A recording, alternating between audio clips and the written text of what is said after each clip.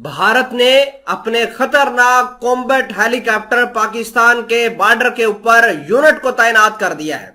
यह राजस्थान का इलाका होगा, जोधपुर का, जहां भारत ने अपने जंगी हेलीकॉप्टरों को तैनात करने का ऐलान किया है, बल्कि तैनात कर दिया है, जिसकी वजह से पाकिस्तान के जो इलाके हैं, पाकिस्तान की सिक्योरिटी फोर्सेस है, पाकिस्तान की मिलिट्री एस्टैब्लिशमेंट है, उन्होंने भी अपनी तैयारियों को तेज करने का ऐलान किया है। देखिए कि फ्रंट किसी वक्त भी खुल सकता है। भारत अब अमेरिका के साथ मिलकर न सिर्फ चाइना को पकड़ने की कोशिश कर रहा है, बल्कि पाकिस्तान के ऊपर भी एक जंग मुसल्लत करने की कोशिश कर रहा है। जहां अफगानिस्तान से पाकिस्तान को जंग का खतरा है, वहीं भारत ने भी अब पाकिस्तान के बॉर्डर के ऊपर प्रेशर बनाना शुरू किया है, ताकि पाकिस्तान अपने इंटरनल मामलात के अंदर उलझ कर रह जाए और अपनी प्रोग्रेस मत कर पाए। नाजरीन ग्रामी, इन जहाजों का क्या मकसद है, किधर से आए, कहां डिप्लॉय होंगे, तमाम तर चीजें आज की इस वीडियो में डिटेल के साथ डिस्कस करने की कोशिश करेंगे। छोटी सी गुजारिश है कि आप हमारा यूट्यूब चैनल हसनात टीवी को सब्सक्राइब करके पास मौजूद घंटी के निशान को दबा लें, ताकि लेटेस्ट न्यूज आप तक बर वक्त पहुंचती रहे। खबर यह है कि भारत ने अमेरिका की मदद से हेलीकॉप्टर परचेज किए हैं। हो सकता है कि अमेरिका ने अपने हेलीकॉप्टर TCL भारत को दिए। पूरी यूनिट आई है जिसमें 12 से 15 जहाज मौजूद हैं। इन हेलीकॉप्टर को राजस्थान के जोधपुर के बेस पर लाकर उतार दिया गया है।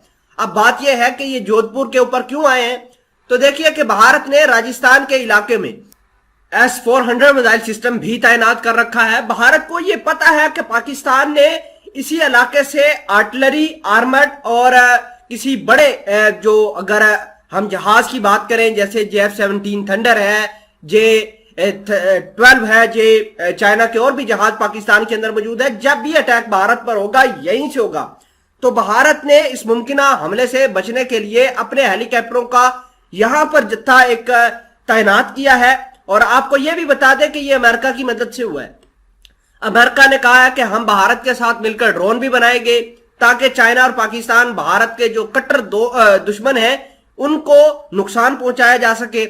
इसके अलावा भारत ने यह ऐलान किया है कि रशिया के जो जहाज थे, रशिया के जो हेलीकॉप्टर थे, इस जोधपुर बेस के ऊपर Mi-36 और Mi-30, इनको हमने रिप्लेस कर दिया है और TCL नाम के कॉम्बैट हेलीकॉप्टर लाकर तैनात कर दिए। अब इन हेलीकॉप्टर का निशाना क्या होंगे, देखिए कि भारत प्रीसीजन को अब ज्यादा फोकस कर रहा है कि टारगेट को अच्छे तरीके से टैकल कर सके।